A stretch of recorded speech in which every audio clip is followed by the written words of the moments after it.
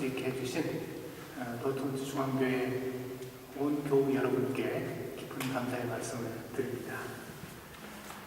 이 시간 함께 말씀을 나눌 때에 전하는 전하 듣는 여러분 모두에게 하나님의 은혜가 충만해지기를 간절히 바랍니다. 예수님 시대에 예루살렘 성전에는 동서남북으로 4개의 문이 있었다고 합니다. 그 중에서 동쪽에 있는 문을 가리켜서 미문, 아름다운 문이라고 불렀는데 그 문이 아주 웅장하고 화려했기 때문입니다. 높이가 23m였고 너비가 18m, 아주 큰 규모에다가 황동으로 입혀져서 반짝반짝 빛이 났다고 합니다. 오늘의 말씀은 바로 이 미문 앞에서 일어난 아주 특별한 사건을 우리에게 전해주고 있습니다. 언제부턴가 이 미문 앞에는 아주 불쌍한 사람이 하나 앉아 있었습니다. 나면서부터 걸을 수 없는 장애를 가진, 그래서 누군가의 도움이 없이는 한시도 살아가기 힘들었던 사람이었습니다. 하루하루 그걸에 의지하여 근근히 목숨을 부지해오던 사람이었습니다. 아름답고 웅장한 성전 문 앞에 앉아있는 남루한 차림의 불쌍한 거지, 참으로 묘한 대조를 보여주는 장면입니다. 이 문을 통해서 그동안 많은 사람들이 성전에 드나들었을 것입니다. 혹은 경건한 마음으로 기도하기 위해 들어간 사람도 있을 것이고, 혹은 참회하는 마음으로 제사를 드리기 위해서 들어간 사람도 있었을 것입니다. 성전의 멋지고 웅장한 모습을 구경하고자 왔던 사람들도 많이 있었을 것입니다. 그들 중에는 화려한 옷을 입고 종들의 시중을 받으면서 뻐기듯이 성전에 들어간 사람들도 있었을 것입니다. 성전에서 일하는 제사장이나 레위인들도 그 문을 통과했을 것입니다. 하지만 그 많은 사람들 중 어느 누구도 이 사람에게 진심 어린 관심을 보여주는 이는 없었습니다. 그냥 못 본 채 하고 지나치거나 그저 표정한 얼굴로 동전 몇 푼 떨어뜨리거나 했을 것입니다. 그런데 어느 날 놀라운 기적이 일어났습니다. 지난 40여 년 평생 한 번도 꿈꿔보지 못했던 일이 일어났습니다. 여느 때와 다름없이 사람들이 적선을 구하던 이 사람에게 주님의 제자 베드로와 요한이 다가왔습니다. 베드로와 요한은 그를 향하여 말합니다. 우리를 보라. 우리를 보라. 뭘 주려나 보다 하는 생각에 바라보는 그에게 베드로가 말합니다. 은과 금은 내게 없거니와 내게 있는 이것을 내게 주오니 곧 나사렛 예수 그리스도의 이름으로 일어나 걸으라. 베드로가 그의 오른손을 잡아 일으키자 놀라운 일이 벌어졌습니다. 태어나서 지금까지 한 번도 일어서 보지 못했던 그 사람이 벌떡 일어났습니다. 발과 발목에 힘이 생긴 것을 느껴서 스프링이 튀어오르듯이 벌떡 일어났습니다. 놀랍고도 신기하여 걷기도 해보고 뛰기도 해보고 발과 다리가 나은 것을 확인했습니다. 너무도 기쁘고 감격스러워 제자들과 함께 성전으로 들어가면서 하나님을 찬송했다라고 하는 것이 오늘 본문의 내용입니다. 저는 여기서 여러분에게 한 가지 질문을 드리려고 합니다. 이 사람이 미문 앞에서 구걸하던 일은 어제 오늘의 일이 아니었습니다. 그는 이미 오래전부터 여기에 앉아 있었습니다. 베드로와 요한이 성전에 들어간 것도 그날이 처음은 아니었습니다. 예수님이 승천하신 후부터 오순절까지 제자들은 예루살렘에 머물러 있었습니다. 승천하시기 전에 예수께서 예루살렘을 떠나지 말고 아버지께서 약속하신 것을 기다리라고 하신 말씀대로 제자들은 예루살렘에 머물면서 기도하기에 힘썼습니다. 아마도 매일의 기도하는 시간에는 규칙적으로 성전에 들어갔을 것입니다. 그런데 왜 이제야 그 사람이 베드로와 요한의 눈에 띄게 되었을까 하는 그런 질문입니다. 이날에 이르러서야 치유의 기적이 일어난 이유가 뭘까 하는 질문입니다. 여러분은 어떻게 생각하십니까? 여기에 대한 대답을 전도서 3장의 말씀에서 찾을 수 있습니다. 범사의 기한이 있고 천하 만사가 다 때가 있나니 날 때가 있고 죽을 때가 있으며 심을 때가 있고 심은 것을 뽑을 때가 있으며 죽일 때가 있고 치료할 때가 있으며 헐 때가 있고 세울 때가 있으며 울 때가 있고 웃을 때가 있으며 슬퍼할 때가 있고 춤출 때가 있으며 세상 모든 일에는 다 때가 있다는 말씀입니다. 이 사람이 그걸 하기 위해 오래전부터 거기 나와 있었고 지금껏 많은 사람들이 그 앞으로 지나갔으면 그들 중에는 예수님도 계셨을 것이고 그들 중에는 예수의 제자들도 있었을 테지만 그날에 이르러서야 그가 고침을 받은 것은 바로 그날이 그에게 정해진 구원의 때였기 때문입니다. 신약 성경의 언어인 헬라어에는 시간을 나타내는 두 개의 단어가 있습니다. 크로노스라는 말과 카이로스입니다.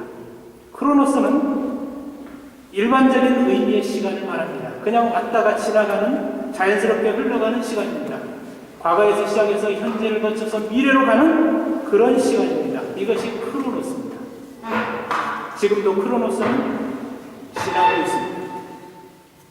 이 말의 카이로스는 정해진 어느 때, 중요한 어느 시점을 가리키는 말입니다. 우리가 흔히 D-Day라는 말을 쓸 때 결전의 날, 작전이 개시되는 시점, 이런 것이 카이로스입니다. 뭔가 중요한 결정을 내리고 오랫동안 기다려왔던 일이 마침내 이루어지는 때, 그때가 카이로스입니다. 성전 미문에 앉아서 구걸하던 그 사람에게는 바로 그날이 그 인생의 카이로스였습니다. 그에게는 그날이야말로 하나님이 정하신 구원의 날이었던 것입니다. 뿐만 아니라 이 날은 베드로와 요한에게 있어서도 카이로스였다고 말할 수 있습니다. 왜 그렇게 생각할 수 있겠습니까? 오늘의 이 사건은 베드로가 행한 첫 번째 기적입니다. 그 이전에는 그런 일을 도무지 행해보지 못했습니다. 붙잡혀 가신 주님을 배반했던 비겁한 자요, 주님의 부활 후에도 물고기 잡겠다고 고향으로 돌아가 버렸던 어리석은 베드로였습니다. 그러나 이제 과거의 그 베드로는 사라지고 변화된 베드로, 성령으로 충만해진 베드로가 그 자리에 있습니다. 설교 한 번으로 하루에 3,000명을 회개시키는 능력의 사도로 변화된 베드로가 그 자리에 서 있습니다. 그리고 성전 미문의 사건을 시작으로 베드로를 비롯한 사도들에게도 주님께서 행하신 것 같은 그런 기적들이 일어났고 이를 통해서 많은 사람들이 복음을 받아들일 수 있게 되고 이제 사도들의 시대가 시작되었습니다. 우리의 삶에도 어떤 중요한 일이 이루어지는 카이로스의 때가 있습니다. 하나님이 정하신 때가 있습니다. 우리 생각에는 지금이 꼭 적기일 것 같은데 바라는 일이 당장 이루어지지 않는 경우가 많습니다. 하나님의 뜻과 계획은 우리의 생각과는 전혀 다르기 때문입니다. 그러므로 간절히 바라는 어떤 일이 지금 이루어지지 않을 때에는 아직 하나님이 정하신 때가 아니구나 라고 생각하고 그것을 믿음으로 받아들여야 합니다. 우리의 삶을 주관하시고 모든 것을 합력하여 선을 이루시는 하나님께서 가장 좋은 때에 가장 적합한 방법으로 이루어 주실 것을 믿고 기다려야 합니다. 아멘. 뿐만 아니라 하나님이 정하시고 이루시는 그 때에 가장 적절하게 가장 잘 쓰임받는 사람이 되도록 잘 준비하는 자가 되어야 합니다. 약속을 기다리라 하는 주님 말씀 의지하여 기다렸던 베드로처럼 때가 되면 주님의 부르심과 주님의 쓰심에 합당하게 응답할 수 있도록 자기를 가꾸고 채워가야 하겠습니다. 이날이 베드로와 요한에게 카이로스의 때였다는 것은 그들의 태도에서도 알 수 있습니다. 4절에 보면 베드로가 요한과 더불어 주목하여 이르되 우리를 보라 하니 라고 되어 있습니다. 여기 이 말씀에서 주목하여 라는 말씀을 우리가 눈여겨보아야 합니다. 그 두 사람은 이전에도 여러 날 동안 성전에 드나들었습니다. 그러니 미문 앞에 앉아서 구걸하는 그 사람을 여러 번 보았을 것입니다. 그런데 그럴 때마다 그냥 지나쳤습니다. 그저 참 불쌍한 사람이구나 라는 생각은 했을지 몰라도 그에게 관심을 기울이거나 그에게 다가가지를 않았습니다. 그러나 이날은 달랐습니다. 그에게 관심을 갖게 되었다는 것입니다. 지금까지와는 다른 눈으로 그를 바라보게 되었습니다. 왜 그렇게 했겠습니까? 주님의 마음을 품었기 때문입니다. 주님의 관점으로 볼 수 있게 되었기 때문입니다. 베드로와 요한이 처음부터 그렇게 동정심이 많은 사람들이 아니었습니다. 마태복음 19장을 보면 그들은 예수께 안수받기 위하여 나오는 어린 아이들을 꾸짖고 나오지 못하게 막아섰습니다. 아이들이 예수님 가르치는 일에 방해가 된다라고 여겼기 때문입니다. 마가복음 9장을 보면 예수 이름으로 귀신 쫓아내는 어떤 사람이 있었는데 그가 자기들 그룹회에 들지 않는다는 이유로 그를 배척하고 쫓아냈습니다. 그때 제자들은 귀신 들린 자가 고침받는 것보다 자기 제자들 그룹회의 이익이 먼저다라고 생각했기 때문입니다. 주님께서 병자를 고치시고 귀신을 쫓아내신 것은 내가 이런 사람이다 하고 당신을 과시하기 위함이 아니셨습니다. 오직 그들을 불쌍히 여기셨기 때문입니다.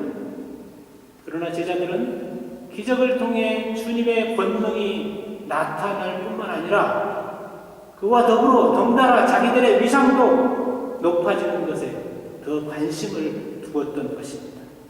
그때 제자들에게는 긍휼히 여기시는 주님의 마음, 주님의 관점, 주님의 눈이 없었던 것입니다.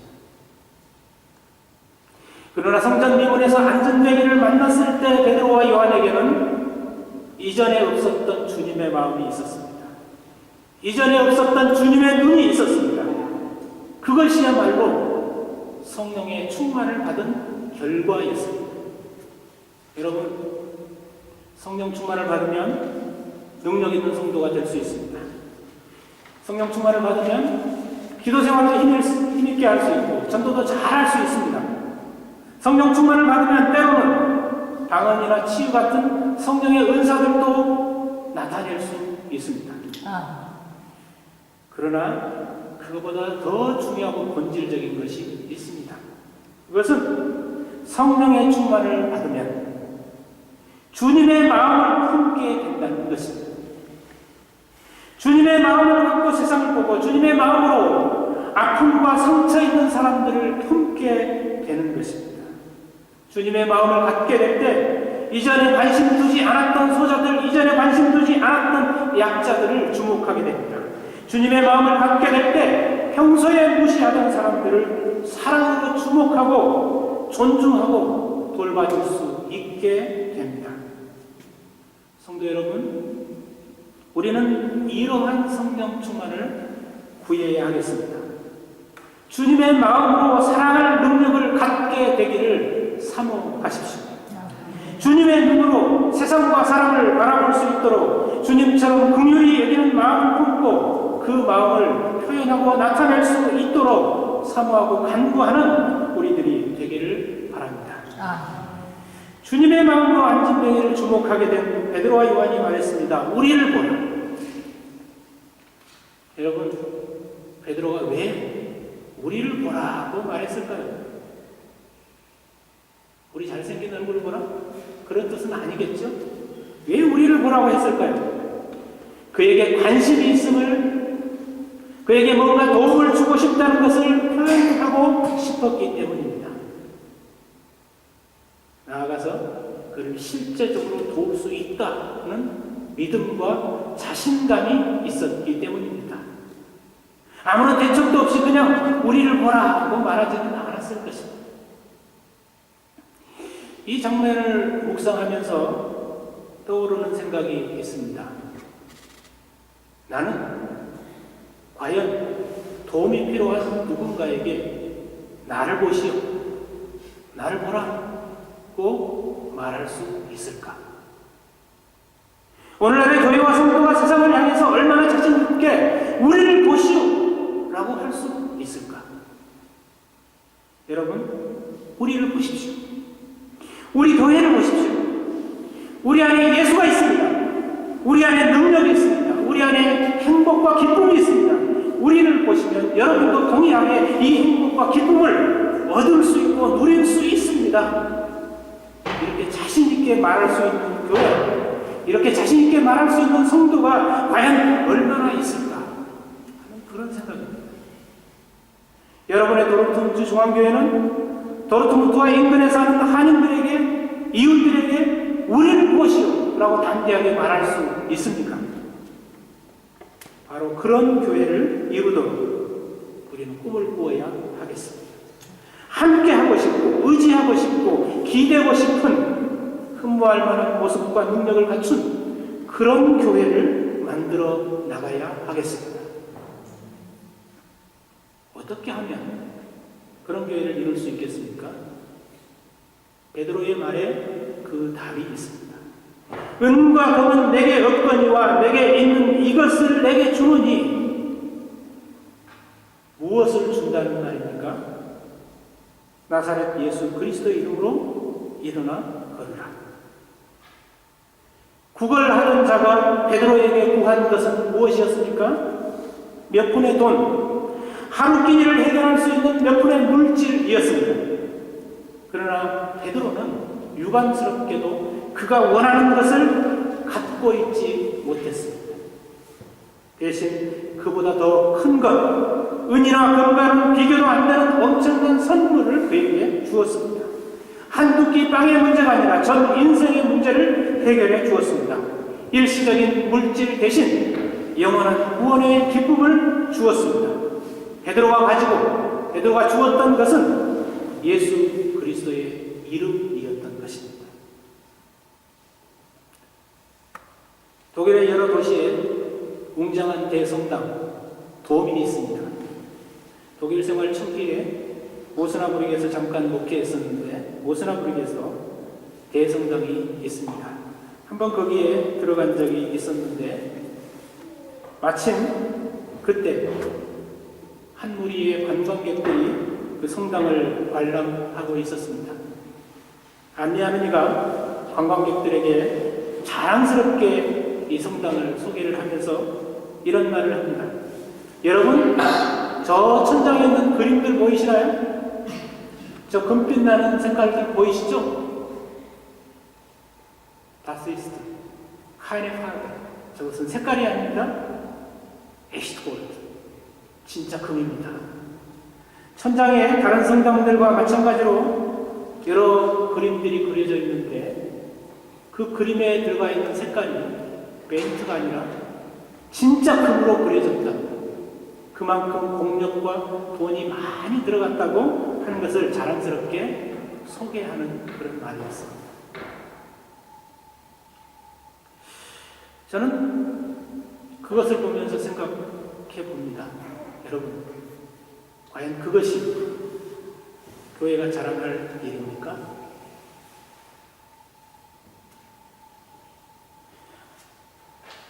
저 위에 있는 그림이 색깔이 아니라 금으로 그려졌다 라고 하는 것이 교회가 자랑할 일입니까? 교회가 자랑할 것은 금과 은 혹은 다른 아무 것이 없을지라도 예수 그리스도의 이름, 그 이름의 능력을 갖고 있어야 있다라는 것이어야 합니다. 오늘날의 교회는 가진 것이 많아졌습니다. 베드로에게는 은과 금이 없었지만 오늘 우리에게는 은과 금이 있습니다.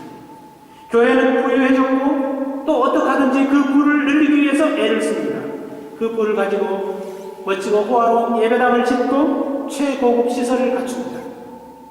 그 부를 가지고 많은 사업을 합니다. 세계 곳곳에 선교사를 파송하고 교회 이름으로 학교를 세우고 교회 이름으로 사회봉사기관을 만들고 교회 이름으로 갖가지 의미 있는 사업들을 합니다. 그러나 그 대신 교회는 예수 그리스도의 이름으로 행하는 능력은 잃어버렸습니다. 믿음의 능력을 상실해 버렸습니다. 예수께서 제자들의 믿음 없음을 한탄하시면서 그들을 가리켜 믿음 없는 세대요 라고 말씀하셨는데, 그 말씀은 오늘 우리도 예리하게 향하고 있습니다. 여러분 생각해 보십시오. 오늘날 우리에게 예수님의 말씀이 진짜로 실현되고 있습니까? 요한복음 14장 12절로 14절에 보면 예수님을 믿는 자는 예수께서 하신 일뿐 아니라 그보다 더 큰 일도 할 것이다 라고 말씀하셨습니다. 그런데 우리의 삶 속에 그 말씀이 그대로 이루어지고 있습니까? 아니라고 한다면 그것은 우리가 예수 그리스도 이름의 능력을 잃어버렸다는 증거가 아니겠습니까? 예수 이름의 능력을 잃어버린 교회, 경건의 능력을 상실해버린 교회는 세상을 올바로 섬기고 세상을 변화시킬 수 없습니다. 세상에서 꿈과 빛으로 살아갈 수 없습니다. 오히려 세상의 비판과 조롱의 대상이 되기 쉽습니다. 성도 여러분, 이 시간 우리 자신을 살펴보십시오. 우리에게 있는 것, 내게 있는 것이 무엇입니까? 우리가 추구하는 것이 과연 무엇입니까? 우리에게는 예수 그리스도 이름의 능력이 있습니까? 입으로는 예수의 이름을 부르고 있지만 그 이름의 능력을 진심으로 사모하고 있습니까? 아니면 예수 이름의 능력 대신 세상의 온갖 은과 금만을 추구하고 있지는 아니합니까? 우리는 과연 베드로처럼 우리를 보시오라고 담대히 외칠 수 있겠습니까? 예수 그리스도 이름의 권세와 능력을 회복하는 저와 여러분 모두가 되기를 간절히 바랍니다. 특별히 오늘은 재직 헌신 예배로 드리고 있습니다. 주님이 주신 직분을 귀하게 여겨 교회와 성도를 섬기시는 재직 여러분, 성전 미문 앞에 있는 베드로와 요한처럼 예수님의 마음, 예수님의 눈을 갖게 되시기를 바랍니다. 예수 그리스도의 이름의 능력으로 충만해지시는 재직 여러분 되시기를 바랍니다. 그래야 성도들 앞에서도 세상 속에서도 우리를 보라고 담대히 외칠 수 있는 믿음의 사람들이 다 되시기를 주님의 이름으로 간절히 축원합니다. 기도하겠습니다.